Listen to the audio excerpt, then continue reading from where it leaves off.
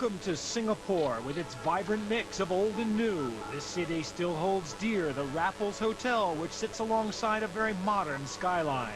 From here, Sir Stamford Raffles' vision of the city took shape, and Singapore is now home to a variety of cultures and customs, Chinese, Malaysian, and Indian, amongst others.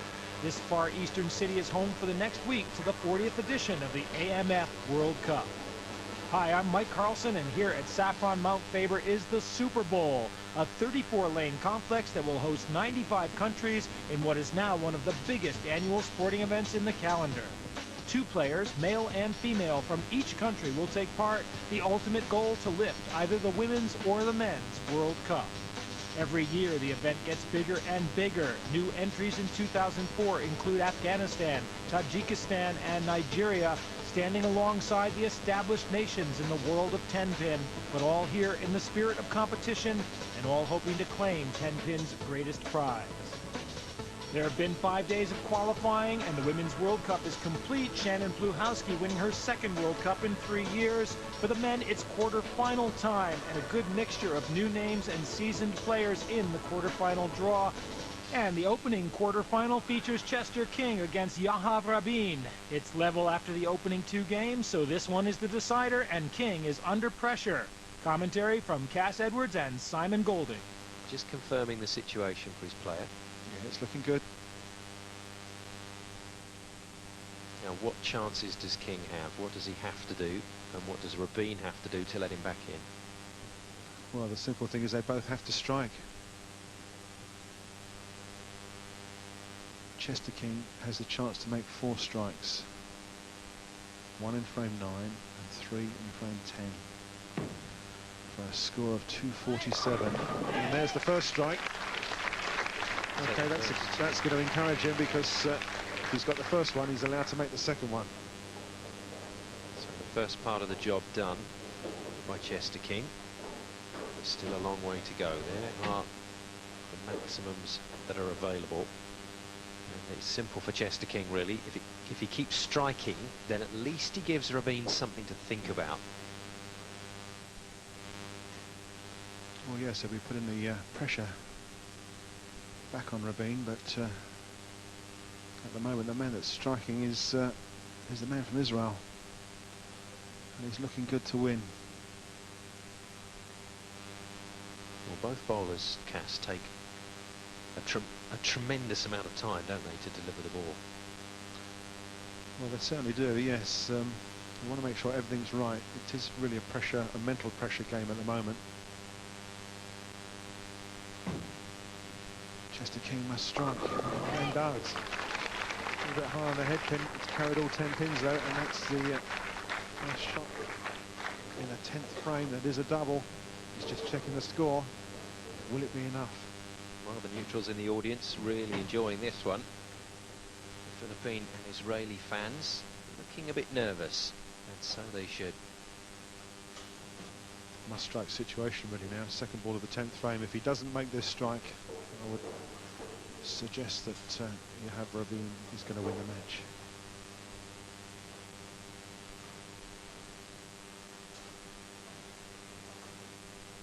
Could this be his last frame in the tournament? Well, he's had this situation now twice in this match. The first time it was for a place in the semi-final. Second time round, it's for pressure. No strike, and he's going home, and he hasn't struck, and I believe that is the end of the match. Chester King will not win this game, and Yahav Rabin will win. Just not a good shot at the absolute time when he needed it. High through the head pin. The local hero, Remy Ong, coming up next on Welcome back to Singapore and the AMF World Cup here on FSN. Coming up, the second semi-final in the men's division. Already through is Yahav Rabin of Israel. Next in action, Jack Guay of Canada against the local hero Remy Ong from Singapore.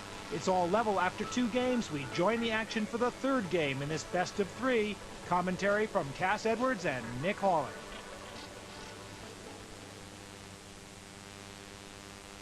Jack Guy needs strike, strike, Ideally, after that, a strike to set the bar really high. But this has got to be a strike. And it is. Very much under pressure, and he's doubled 9th and 10th. Now he can see the winning post as well. If he can strike out, as you say, what we call off the sheet, 3 strikes in frame 10, he'll have a score of 219. And that really will be setting the bar for Remy Ong. He's got the first one. This is the big one, though, Cass. This is the one that really does put pressure on Remy Ong. If this is a strike as well, the man from Singapore has got a lot of work to do in this 10th frame. This, the most important ball that Jack Guy of Canada has bowled at this year's World Cup. I'll go with that. It certainly is. This is to keep him in the match. Semi-final place awaits. The eyes locked onto those pins. 60 feet away. Is it a strike? Oh no! Oh, he's got it! It wasn't the most convincing pocket hit ever, and he knows it, but he's got away with it. That was sort of in there like 4-9 split, that really was, and he's tripped them both, and doesn't even know how lucky he is. And you watch this ball high on the head pin, in behind, leaves the 4 and the 9 pin standing, and they've both gone. And he knows it. There is luck in bowling, and the bowling gods just nodded and winked at Jack Guy. Now, anything else is a bonus here. 10 is terrific. It really does force Remy Ong to do some work. And I think, without looking at your calculations, I think even now, from here, Remy needs to double in the 10th frame to win it. Now, what's he put on? Well, that'll do. That'll do. 2-1-8 for Jack Guy. It's a good finish, but unfortunately he's had 2 open frames in that game. And they could be so costly. It's out of his hands now. It's down to Remy Ong to take this game. For Cass, Jack's done all that he could do. He hasn't surrendered. He's sat down with 2-1-8 and he's told Remy, I'm not going to give this up. You have to go out and win this thing, and that's all he could do. Nick, this is a situation that Remy Ong, working on a spare in frame 9, needs 2 strikes in frame 10 and a decent last ball to whittle down. It's in his hands. Must strike. Oh, and he does! Well, trip that 6 pin. Remy Ong, very popular with the crowd. Was that a fortunate strike, or, well, what can you say? Let's have another look. Fantastic rotation. It's high on the head pin, and that 6 pin has just gone. That's the first one. Gives him the opportunity to make number 2. And in the Canadian corner, neither Jack Guy nor his supporter, Kerry Ryan Kayak, can bear to look. This, effectively, for a place in the semi-finals. If it's a strike, Remy Ong is through. Anything less, Jack Guy is through. Everything on this ball. And it's averaged 227 so far throughout the tournament. It's 1 more strike. Oh, he loves it. He loves it. That's why. Oh, dear, oh dear. And the crowd's gone crazy. Absolutely amazing. Just when he needed it, Remy Ong has laid it on the lane. Knew what he needed and has made the strike. Arms aloft, ball's in the pocket, all 10 pins are gone. Victory. Well, hold your horses. Doesn't he need a few pins on this third extra ball here? He needs 5. 5. Well, it should be routine. 6 to win. Just keep it on the lane, that's all he's got to do. He's been striking basically at will. There's no reason on earth why he's not going to at least make the 1-2 pocket. You saw from the body language on the previous shot that he knew victory was his. Just hit the head pin, make 6 pins and it's all over. Remy Ong will go to the semi-final. He loves it. He knows it. There you go. Strike, strike and strike with the pressure on. Remy Ong, with maybe a little bit of help from this crowd, has got himself through. What a battle, though. It went right down to the very last ball of the very last frame. And it's Remy Ong of Singapore who survives a scare. Jack Guy bows out. Remy Ong is through 2-1. Top seed Jason Belmonte coming up next on A.M.F.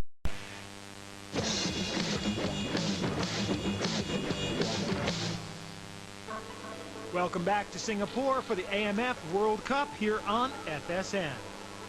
3 men already through to the semifinals. The last place will be decided between top seed Jason Belmonte of Australia and number 8 seed Kai Vertanen of Finland. Commentary from Cass Edwards and Nick Hawley. There has never been a male bowler from Australia who's been crowned World Cup champion. This man right here, Jason Belmonte, has every chance of breaking that long drought. Well, he's certainly making a play for it. I'm stringing some more of those together. And how popular is he? Ironically, it's the Australian women that fly the flag in this tournament. They've had 4 previous world champions. Most recently Amanda Bradley in 1999.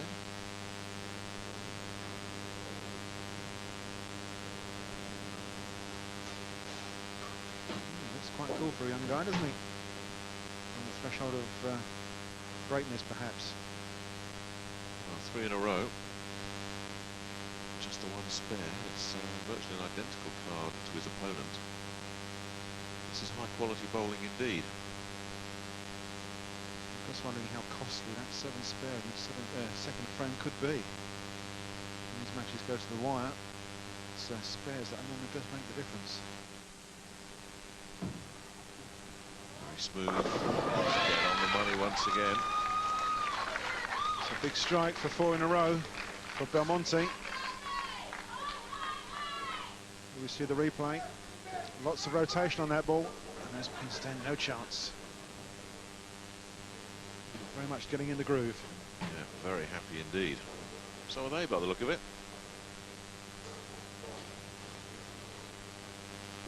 Now here's this fella, Vertanen, staying in his own groove. This is the most peculiar thing he does with his right arm, where he sort of puts the ball onto the fingers, then just lets it sort of hang off the end of his wrist. I've never seen a bowler do this before, but again, it's just one of those little habits he's got into. There he is.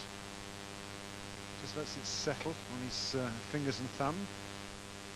This is a little comfort zone there before he's ready to take off. It's effective because he's looking for 5 strikes in a row. And gets it. Very nice too. Perfect start. Perfect delivery. It's the same old story every year. 1 versus 8. You think it's going to be a complete whitewash. Except every year it seems the number 8 seed pops up and says, well, let's make a nonsense of all this. Just because I sneaked in as they closed the door, now that I've joined the party, I'm going to have some fun. Well, number 8 is certainly, seed number 8 is certainly making his mark. It's strike for strike in this match with Belmonte. Finna's got the lead. Can he hang on to it?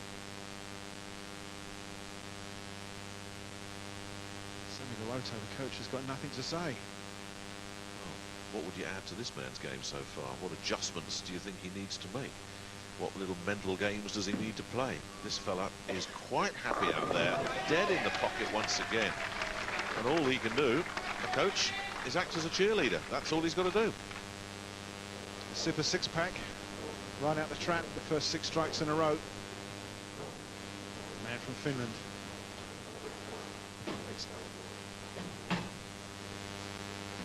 For half a moment there, we were going to see a smile. No, he's locked in still, isn't he? I was going to say, yes, he's mentally locked into his game. He knows exactly what he's done. He knows what's to come. He's got 3 frames left to go. And don't you even mention what I think you're thinking of mentioning, Cass Edwards. However he intends to fill those 3 frames is entirely up to him. Now then, here's a man under a lot of pressure. One little slip, and this first leg could be gone. Well, he's doing the right thing. He's sticking around.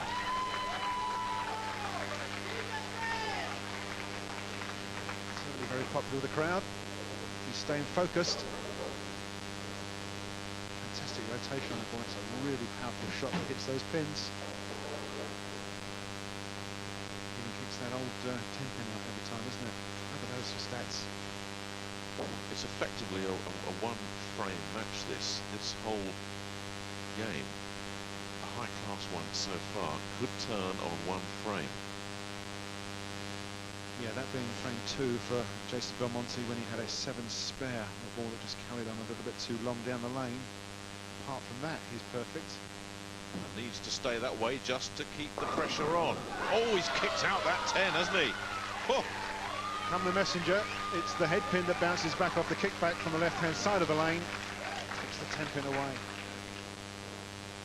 Fantastic explosion of pins. Here we see again. Watch that head pin. Here it comes, and there it goes. Locked in now is Jason. And that card looks pretty good to me. Impressive. But can Vertanen complete his 300 game? Order Relicorn now. It's easy. You'll love it.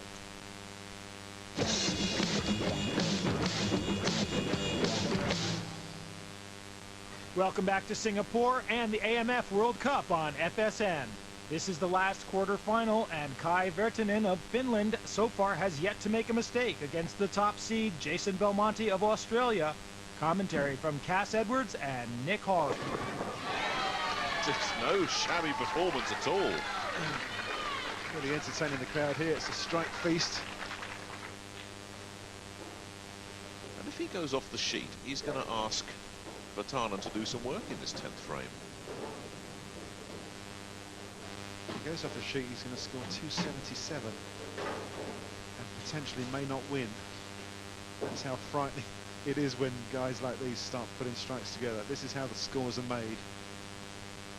Bonus balls, bonus scores.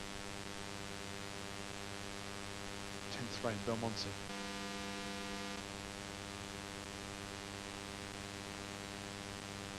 He's working 5 in a row. This has got to be another one, though.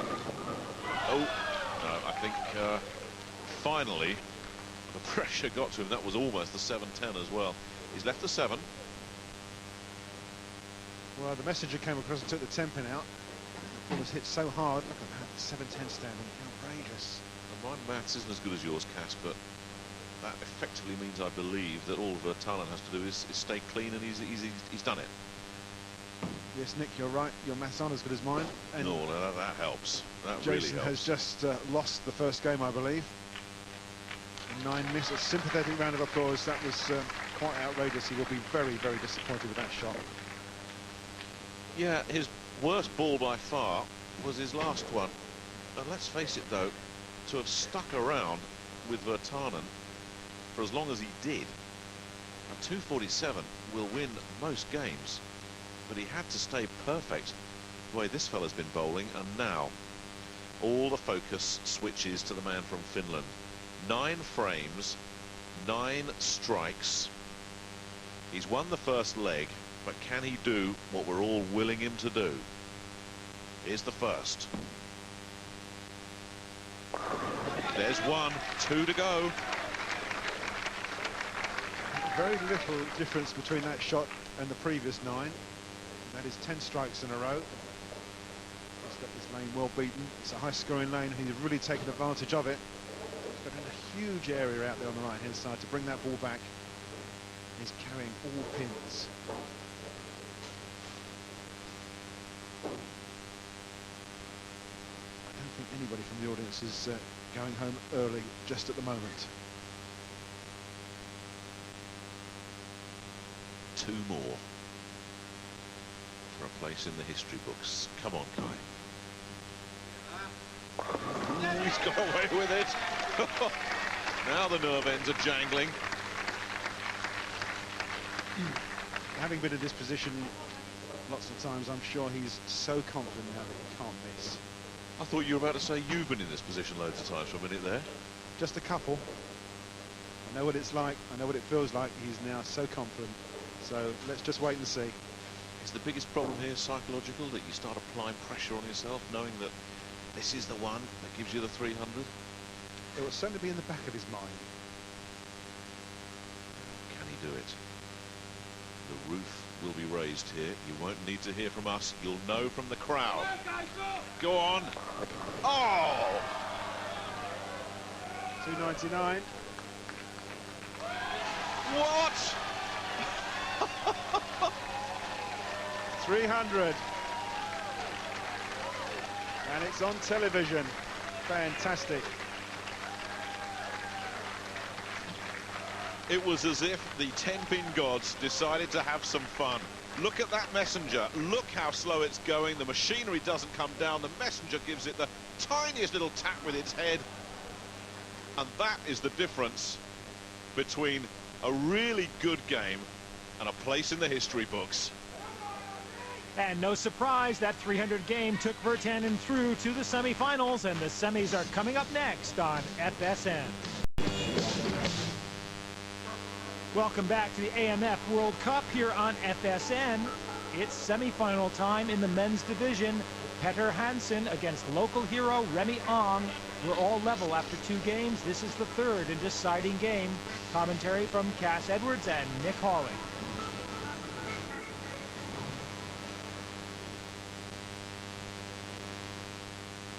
But Ong, I think, has more or less reached the end of this particular line. Working on a strike. Absolutely needs the double. This has got to be a good shot. Now, does he like it? Well, probably not, yes. Well, I think he liked the shot. He didn't like the result. The 7-pin standing in the corner there. Not bad. The ball got right in behind the headpin. Probably just a bit too deep to dig that 7-pin out. You know, there comes a moment in this particular format, Cass, and we've seen it many times, that you know it's over and it's not your day, and I think Remy just realised when that 7-pin stood up that that was the end. Well, it takes the spur away. I think you're right, Nick. He probably realises that the semi-final is going to be as far as he goes in this championship. 55 pins. He's certainly not going to make that back in 2 frames against Petter Hansen, strike machine from Norway.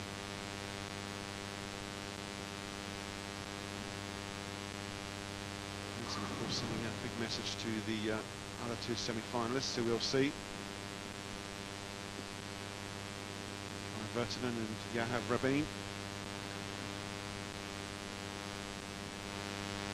Could we have an all-Scandinavian final on the evidence that we've seen through the quarters? I think the smart money would be on that.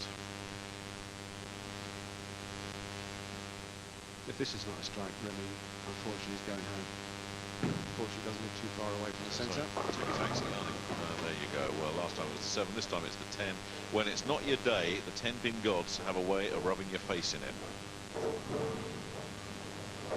Yeah, just a couple of corner pins and a steady 6 spare in the middle of his game. So he's taking through the 200 barrier. And unfortunately, when the bar's set as high as 230 plus averages, it's just not good enough.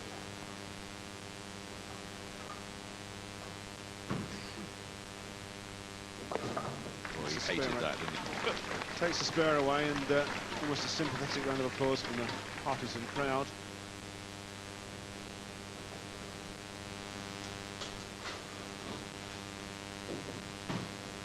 213 is the maximum he can make. Fella's past that already, isn't he? I think one more ball and it's gone through that barrier, yes. Foundational frame is frame 9. It's not going to do anything different. Probably going to put it in the pocket and likely to strike.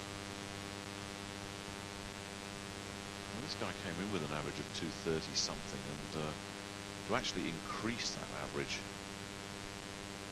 over 5 more games here in the quarters and the semis has been absolutely phenomenal. He's scary right now. He is so zoned in.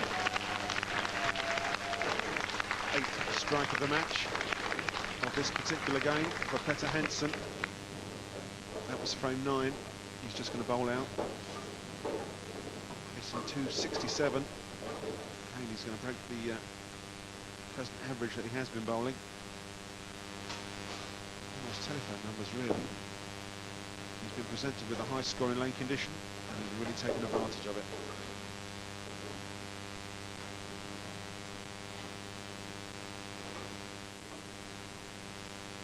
One could almost ask the question, are the conditions too easy for these bowlers? As I've said before, they have to bowl on what they're presented with and have to take advantage of it and still have to hold the ball in the pocket. Well, with all the pressure off, Hansen finally bowls one that's just a touch below average and not too impressed with himself, is he? Left himself a sleeper. I don't understand it. Why didn't it strike? Get the head in. Surely that's all you have to do on this lane. Raise one or two eyebrows in the audience. What, this ball or your comments? My comment, unfortunately. Well, if you're not here with us next year, Cass, we'll know why. Now, he won't want to finish with an open frame. Well, it's the 2-8 sleeper. He's going to redirect his radar and takes the spare away quite nicely. Will earn himself a bonus ball in frame 10. Strikes him even 257, only 257. He won't be disappointed with that because he's going to win the match. Well, his lowest score in the quarters and the semis, I believe, is 248. Now, that is going to take some beating if he can carry that form through to the final. That's not efficient, that's exceptional. Hansen of Norway. That is one of the 2005 World Cup finalists. His girlfriend is happy. Cass still hasn't plucked up the courage to find out her name. And who can blame him? But it's all smiles in the Norwegian camp. What a scorecard, 257. And by his standards, that was an off game. Hansen through to the final. The second semi-final is next on FSN. Welcome back to the AMF World Cup here on FSN. Hansen of Norway is through to the final. Time now to find out who his opponent will be. Vertanen of Finland against Yahav Rabin of Israel. And we join the action with the scores level after 2 games. We're going into the third and deciding game. Commentary from Cass Edwards and Nick Hawley.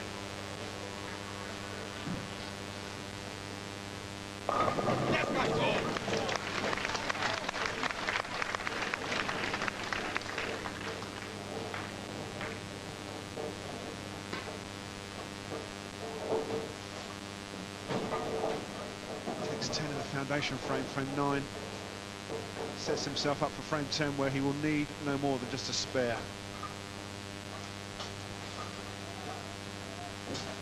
Yes, a card good enough to win a match. He was 1 down, came back despite being not altogether convincing to take it to 1 apiece, and now he's poised on the threshold.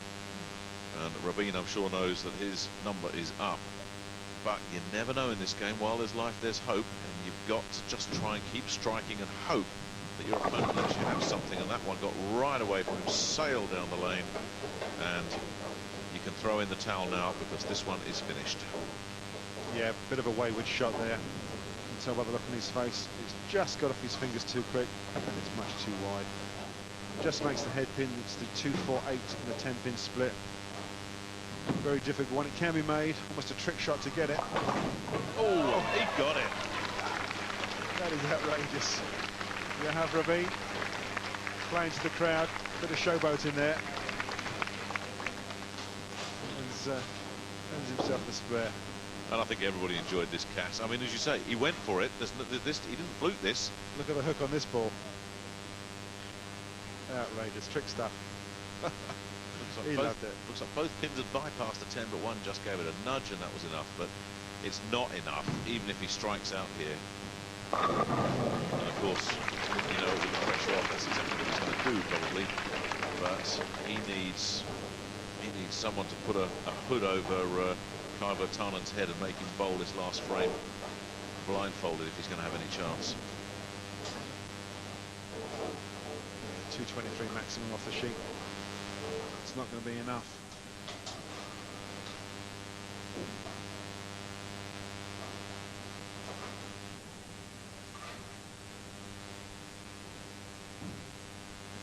finish in style.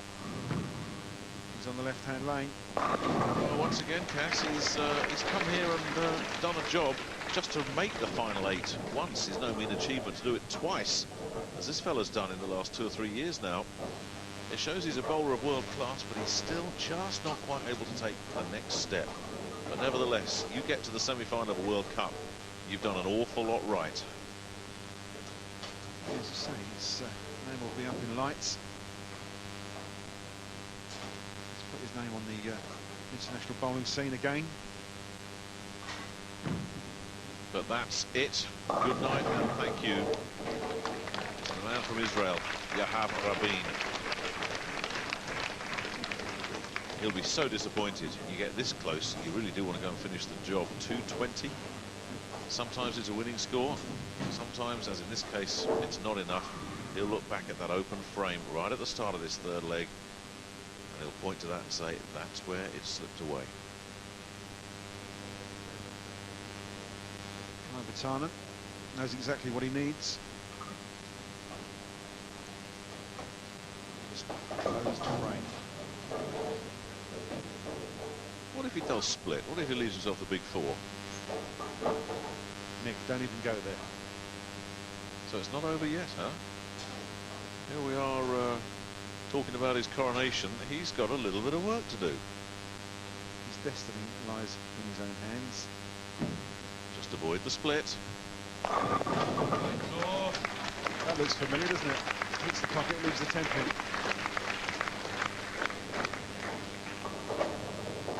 He makes a spare. He's in the final of the 40th AMF Bowling World Cup. Well, every once in a while, those little corner pins get missed. 63 feet away. It probably looks like a needle right now to Guy Vertanen, but if he gets it, and he does, not totally convincingly, but he's got it, and that single pin puts him into the final.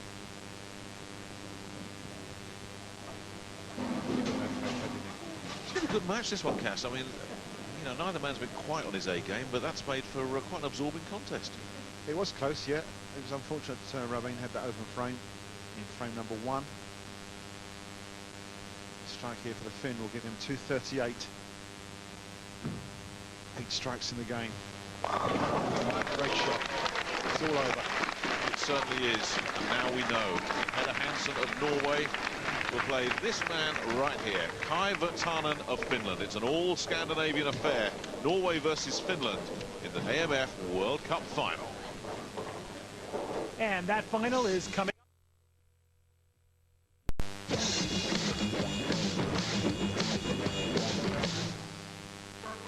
Welcome back to Singapore and the AMF World Cup here on FSN. This is the final, and the number 8 seed, Kai Vertanen against Peter Hansen. We join the action in the second game, Vertanen having taken the first in this best-of-3 match. Commentary from Cass Edwards and Nick Holland. That's frame 8, and running out of frames with only 2 to go. A spare here will be pretty good, and he takes it away very nicely. His confidence a bit good as well.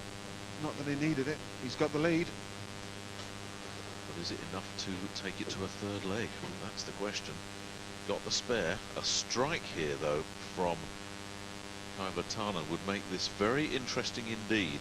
That's the card. Amazing to think that that open frame seemed to spell disaster, but then all those strikes together, Peter Hansen back on track. But if Vertanen finds a strike here, it'll be white knuckle time. It is almost a must-strike situation.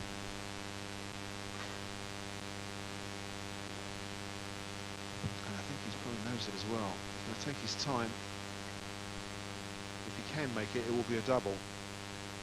He always does seem to just slow down that little bit more for the really important ball, doesn't he? And no question that this is one of the most important of the whole tournament for Kai Vertanen.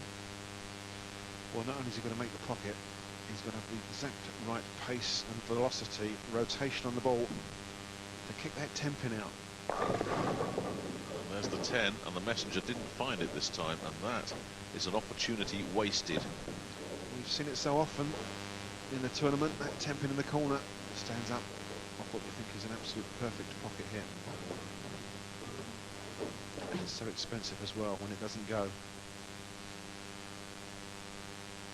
He's failed to make the double. And a spare here, even though he's going to make it, could be so costly. Probably the difference between going to the third leg and not. Yeah, I'm sure mentally he's already started planning for going the distance here. That was the chance. If he was going to pinch it, come back and steal this second leg, this was the moment when he had to knock down all 10, and that spare ball didn't do him any good at all. So he'll want to set the bar, Cass, no question. He'll look to try and finish with a real flourish here. 3 in a row would certainly, or at least 2 plus his bonus balls would mean Peter Hansen has got to do some work in this last frame. So if this is a strike, it's not quite over yet, and there it is. Striking frame 9, the foundation frame. That's what he needed. It gives him the opportunities to make 2 in a row. Certainly under pressure. Yes, is there enough time for him to mount a strong comeback? Well, the thing is, of course, the man from Norway has to have a wheel come off or something. He's so locked into the pocket. I can't possibly see him doing anything wrong.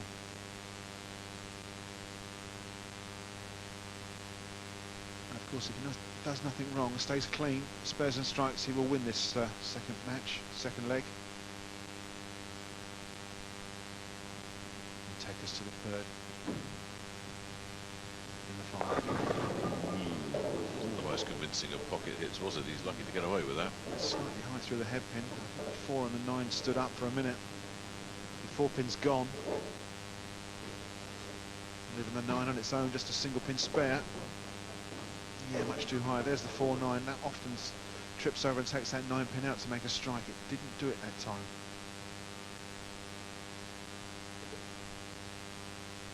And it's averaging 260. I can't possibly see him missing this one. No, I think you can bet your reputation on that one, Cass, such as it is. Takes it away nicely, and I should imagine that's going to guarantee this second leg. Yes, it looks for certain that we're heading for a third and deciding leg. Peter Hansen will just want to make sure here in 10, frame number 10. Good little fight back when you consider he was 1 leg down, and in the first frame of this second leg managed to leave the barn door wide open, but Guy Vertanen was unable to take full advantage. So Hansen, it would seem, stays alive, and he'll certainly be looking for a solid finish here just to make absolutely certain and lock Vertanen out of the picture. A strike here pretty much does it, and there it is. We look like we're going to go all the way. And we are. Coming up next, the conclusion of the men's final right here on FSM. The Honda VTX 1800.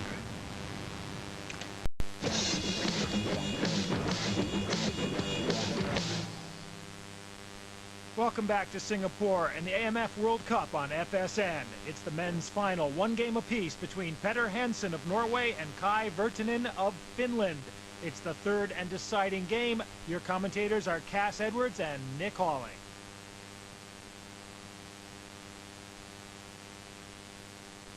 Kai Vertanen will bowl out frames 9 and 10. And as you say, Nick, this has to be 10. And he's not gone away. I'm not sure whether the crowd have actually worked out what the score situation is at the moment, but that was such a valuable shot. It had to be. 21 pins going into 1 frame. It's not enough. Hansen is not there. A double plus his bonus balls will set the bar pretty high. If he doubles, I believe Hansen will have to double to make sure. It's calculator time here in the commentary box. Kai Vertanen striking the 9th, really needs a double. How about this? The World Cup final comes down to the very last frame. Couldn't have written this script, could you? This has got to be a strike to keep Vertanen alive effectively, and it is. Couldn't ask for better. What a great shot. Kai Vertanen just checking the scores. correct me if I'm wrong, Cass, that was a key shot. The next one, if that's a strike, that will force Petter to double to win.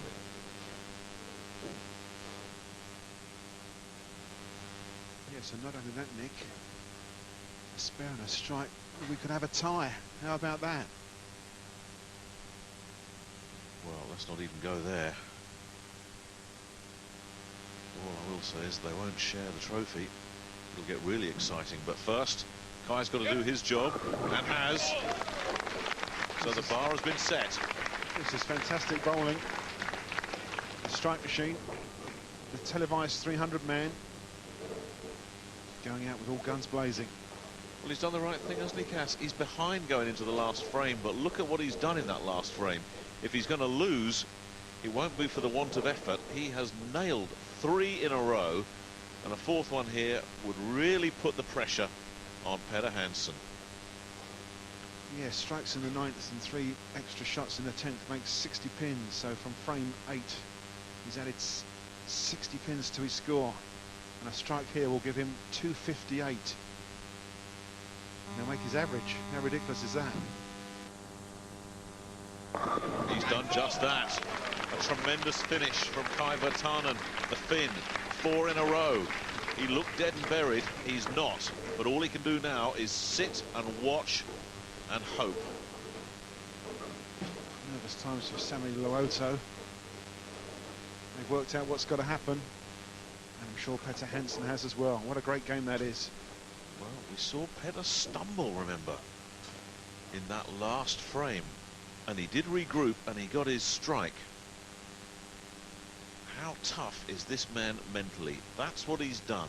5 strikes in a row, with 3 the other side of a solid 10-pin. It's been a near perfect game, and he's not won a thing yet. He's got to double. 1 strike is not enough. It has to be 2. If he doesn't strike here, he loses. Seen this set. Almost championship ball, really. It is. It's got to be good. Oh, would you believe it? What a catastrophe. Oh. Game is lost. It's a 2-8-10 split off of a not very good ball, and there's the champion. Oh, delight in one camp, absolute misery in the other. What a time for that to happen. And what an anticlimax to this final as well. What a thriller it was. What a sickener for the Norwegian that he should bowl that. 242 with an open frame. Kai Vertanen is your champion. Yes, a wonderful, wonderful all-Scandinavian final. And that brings to a close the 2004 AMF World Cup on FSN. Thanks for watching.